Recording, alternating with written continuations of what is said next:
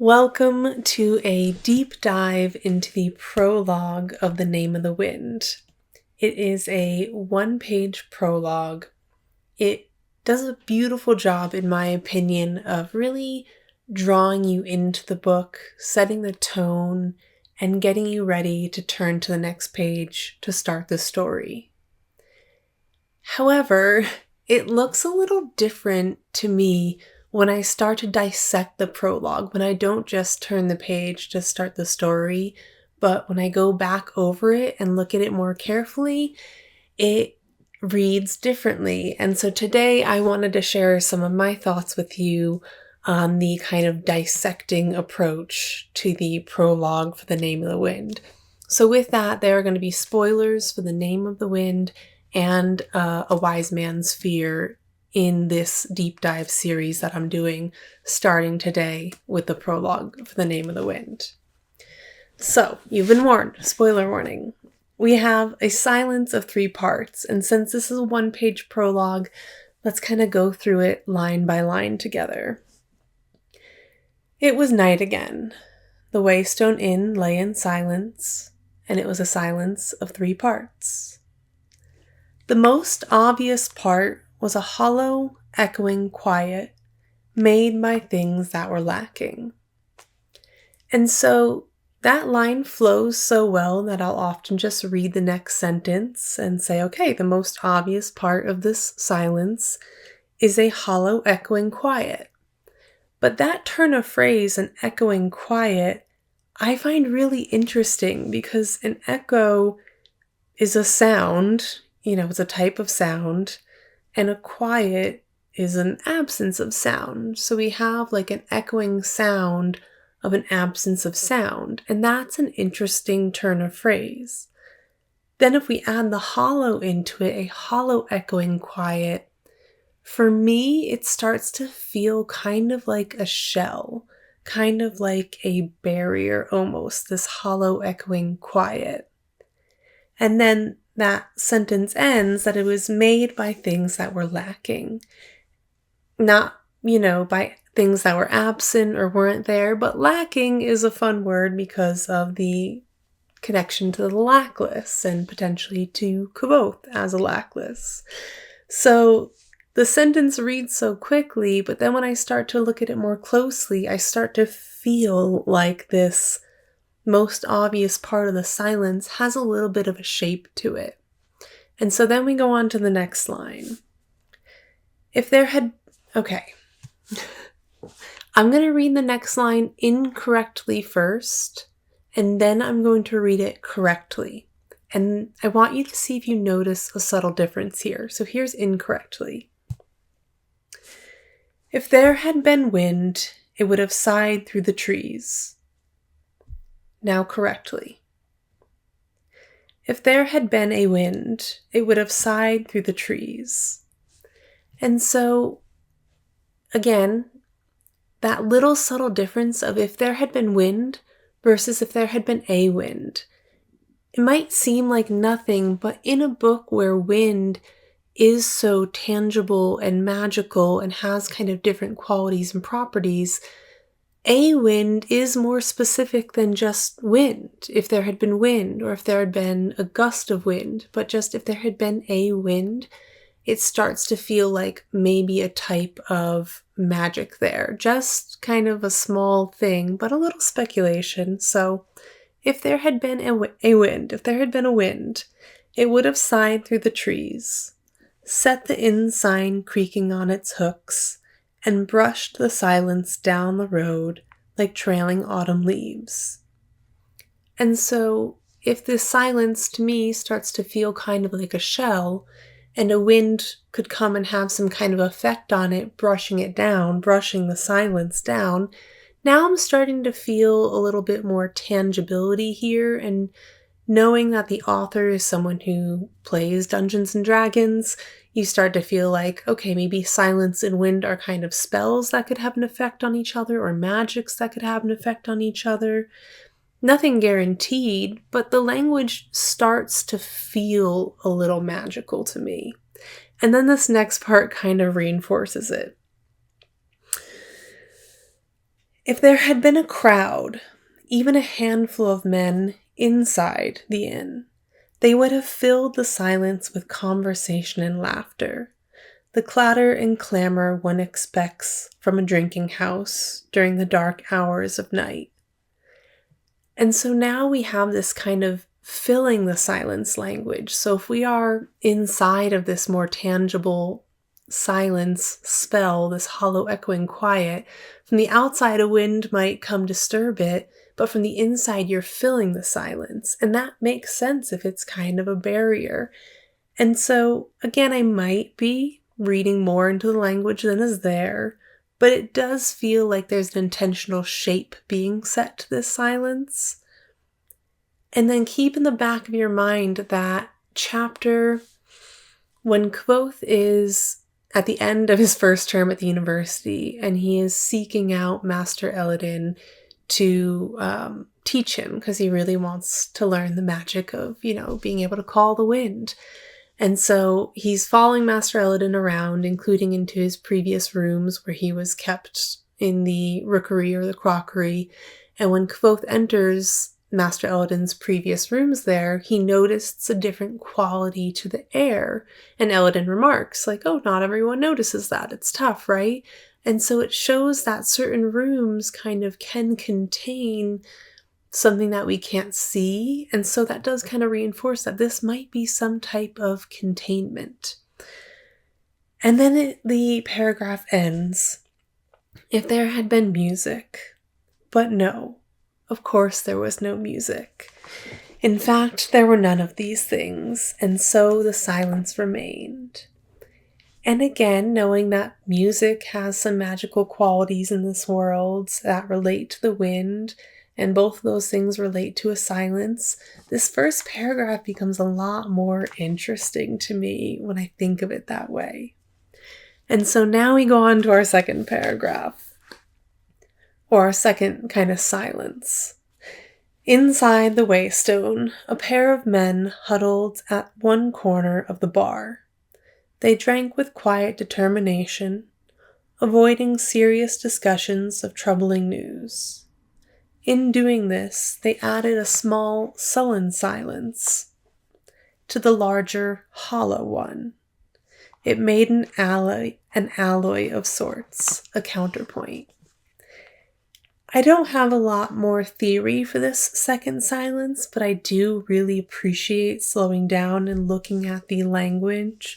So we have that quiet determination. So again, we are finding that quietness, that silence within the silence. They are avoiding serious discussions. So that's a type of silence and avoidance. And then lastly, it made an alloy of sorts. So now we're bringing in a little bit more of that metalwork of two things working together and a counterpoint. So now we have the musical reference of two things working together.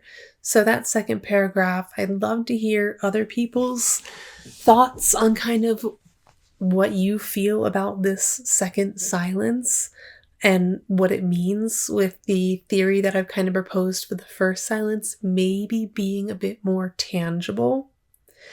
And then the third silence also has that kind of tangibility here. So the third silence was not an easy thing to notice. Now that does parallel Kvothe noticing the different quality of the air in Master Eladin's room, so similar language there. The third silence was not an easy thing to notice. If you listen for an hour, you might begin to feel it.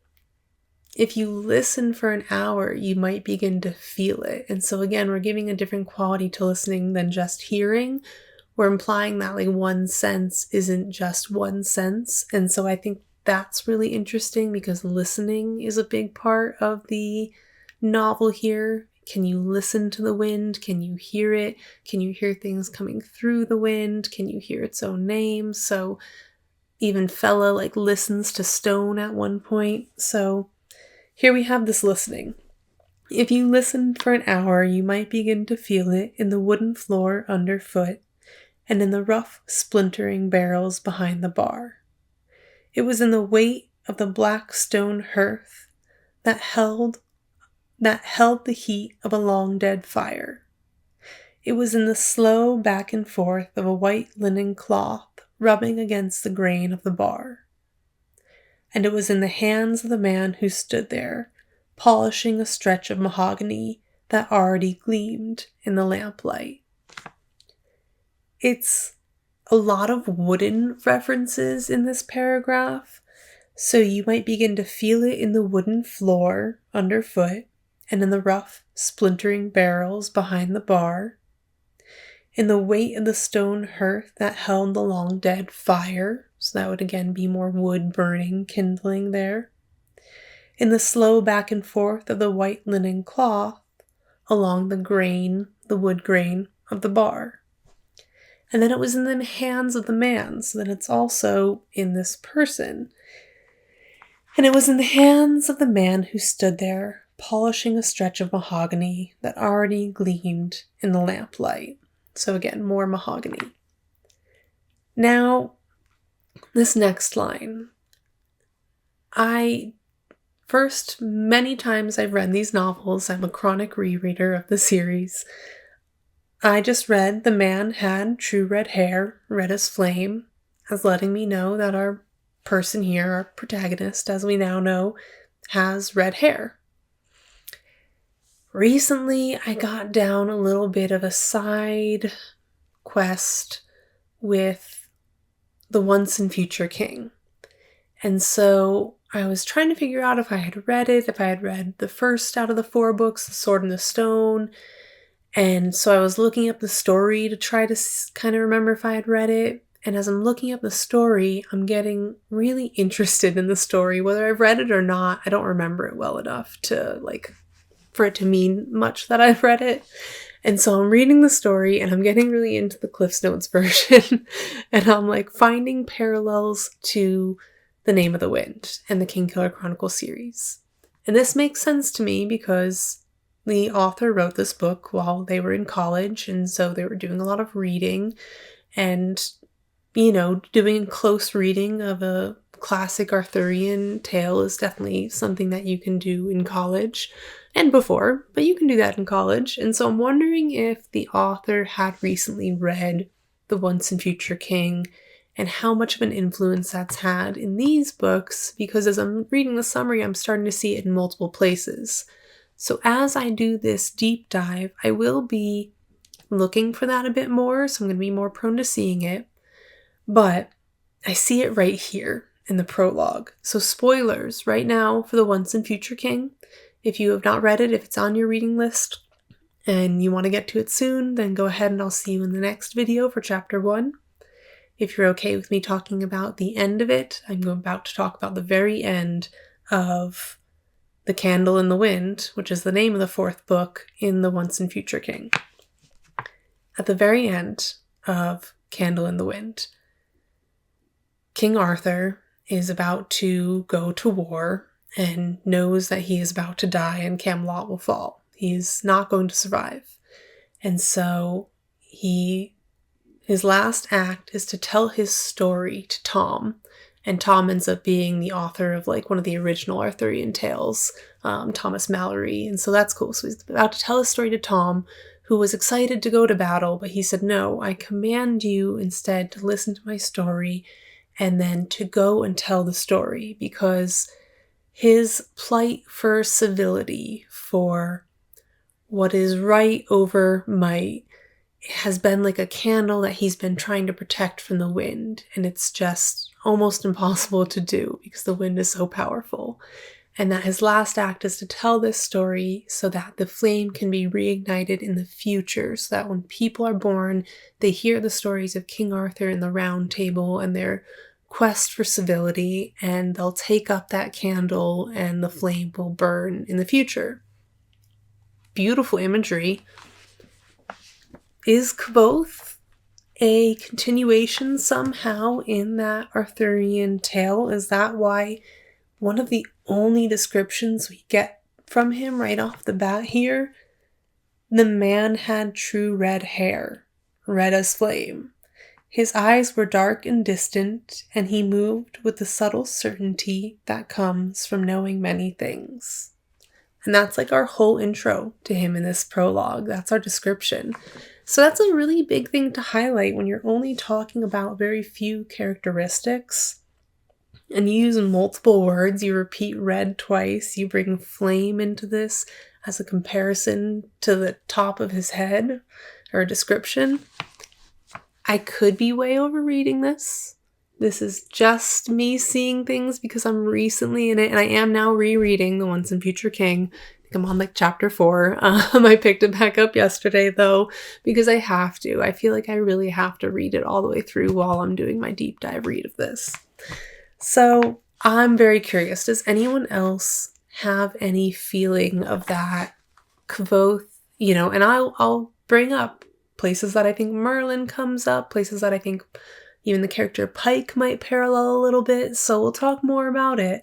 But I'm very curious to know if anyone else out there has read this much into this prologue part of the description of the true red hair, red as flame. Okay, now the very end of the prologue. The Waystone Inn was his, just as the third silence was his. This was appropriate, as it was the greatest silence of the three, wrapping the others inside itself. It was deep and wide as autumn's ending. It was heavy as a great river-smooth stone. It was the patient, cut-flower sound of a man who is waiting to die. Beautifully written. It gets so quiet at the end that you almost want to turn the page slowly and start the story, which is a really great settling in for this kind of story. But also, King Arthur was waiting to die when he sat down to tell his story to Tom. And so, is Kvothe here a man who's waiting to die, and now he's going to sit down and tell his story to the chronicler? I think that's a little interesting parallel. And so that is the very end of our prologue, our one-page, tone-setting, beautifully written introduction to the book that makes me personally want to turn the page and keep reading. And then we get dropped into chapter 1, where we're again put into this kind of, it feels like a play. It feels a little like the opening to The Princess Bride, like someone telling sitting down with the book to tell you the tale.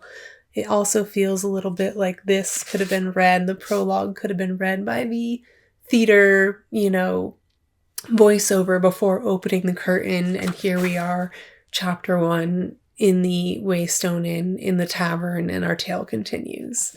And so those are the things I think the prologue does really well, getting into the book.